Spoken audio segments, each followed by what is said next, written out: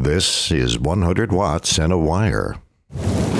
Another question. It is, what are the benefits of buying a software-defined radio? Oh, interesting.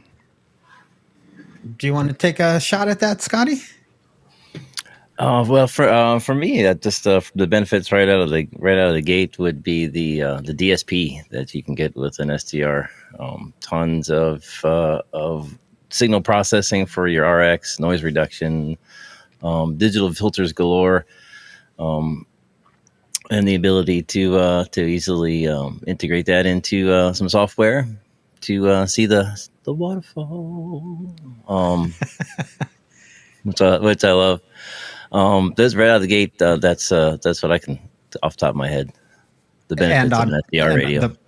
Along with that, the other benefit is the upgradability to the firmware upgrades. So, like your PCs and your Macs and mini Macs, and there is upgrades in the OS, and that's the same thing that occurs with the SDR radio. Is that they'll upgrade the algorithm or the firmware of the, and then you can have even greater DSP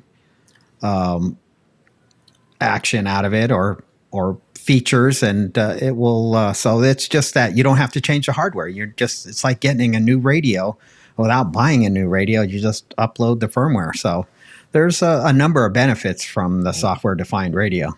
Yeah, speaking of SDR, I just read there's a blog yesterday from the SDR Play guys. They're very close to releasing their multi-platform version of the SDR Uno.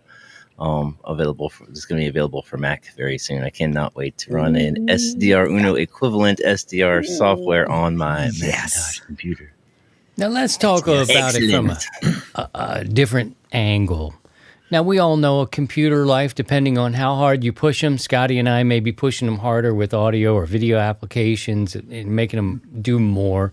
But, your traditional computer, you may get 5 or 7 years out of a computer before it starts to kind of become chitty bang bang, and you got to re-up.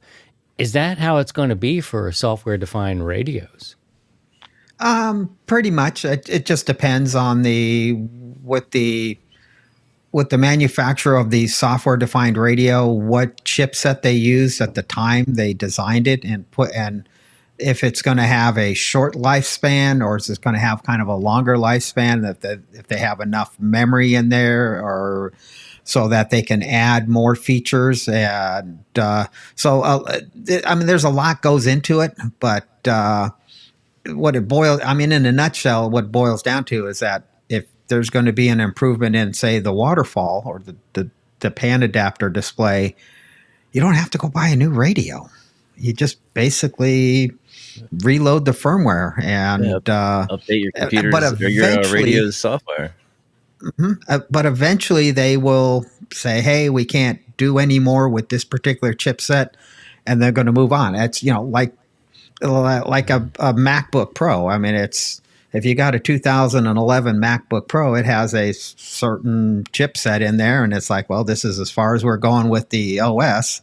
If you want the latest and greatest, you're going to need 13 and beyond, or you're going to need an M1 chipset based. It's just, but as far as for SDR radios, it all depends on what chipset they started with, and then how far they can go with it.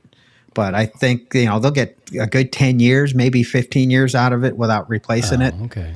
Well, that's good, because I was thinking, technically, I mean, if I'm always wrong, so I'm not immune to it or whatever. But, I look at these radios, these modern radios, as kind of computers, and then I thought, oh, man, I did pay a good bit of money for the 7610. I would hate for that to, go crapping out after 7 years, because I might not be an investor again at that level in a 7-year radio, but 15... okay, you know what I mean? But Scotty's Yaesu FT101E or whatever that radio is, that's going to be there. You know what I mean? I'm kind of hedging myself, thinking, maybe I need to get me a pretty nice, polished, old, solid state rig that's going to be... Or you could be a Collins man. Oh, You probably have to- You know, they always stick around, the old commons.